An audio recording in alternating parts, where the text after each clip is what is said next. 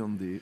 Merci Monsieur le Président. Monsieur le Ministre, dans le cadre du transfert obligatoire des compétences eau et assainissement en 2026, la loi prévoit que les communautés de communes pourront déléguer par convention tout ou partie de ces compétences à leurs communes membres ainsi qu'à leurs syndicats existants au 1er janvier 2019 et dont le périmètre est infracommunautaire. Dans ce cas, les compétences déléguées sont exercées au nom et pour le compte des communautés délégantes. Alors, cette possibilité est le principal assouplissement apporté au transfert obligatoire de ces deux compétences en 2026.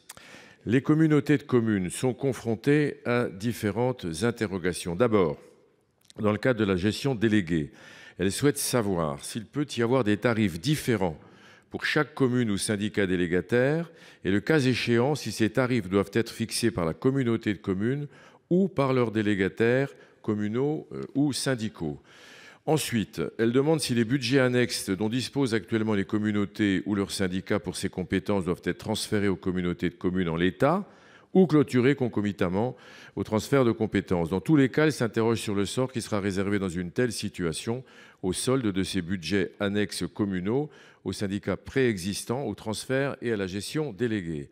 Enfin, dans le cas d'une gestion déléguée, elle demande si chaque commune ou syndicat délégataire doit disposer d'un budget annexe rattaché à son budget principal pour l'eau et l'assainissement ou s'il appartient au contraire aux communautés délégantes de disposer d'autant de budgets annexes que de délégataires sous sa responsabilité.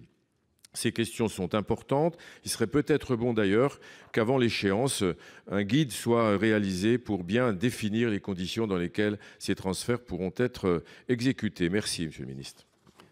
Monsieur le Ministre, question très importante et très technique. Tout à fait, Monsieur le Président, Mesdames et Messieurs les sénateurs. Monsieur le Ministre Joyandet, concernant les tarifs des services de l'eau et d'assainissement, je vous confirme en effet que le transfert des compétences eau et assainissement à une communauté de communes doit s'accompagner d'une convergence tarifaire des services à l'échelle intercommunale.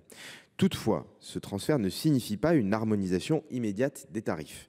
Des différenciations tarifaires pourront exister sur le territoire communautaire du fait du maintien des tarifs précédemment fixés par les communes.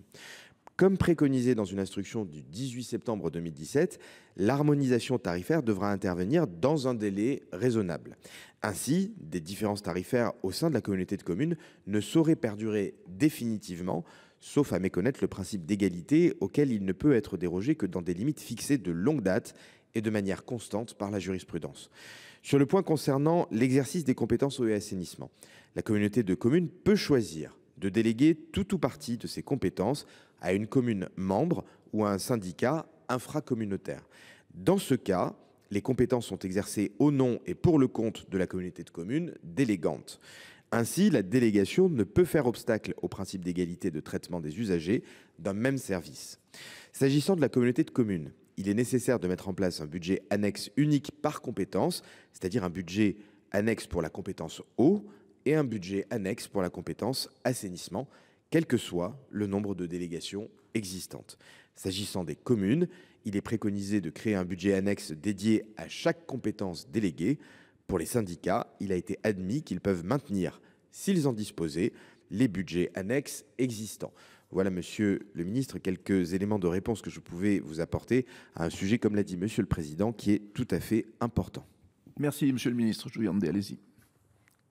Oui, merci Monsieur le Président, merci pour ces précisions. Il en manque dans votre réponse, mais on aura l'occasion d'interroger encore le gouvernement. Moi, je ne peux regretter qu'une fois de plus d'ailleurs, que les compétences eau et assainissement ne soient pas remises dans les compétences optionnelles et de garder cette obligation, avec en plus un cahier des charges pour la gestion déléguée qui semble quand même assez compliqué. Donc, merci d'œuvrer encore pour la simplification.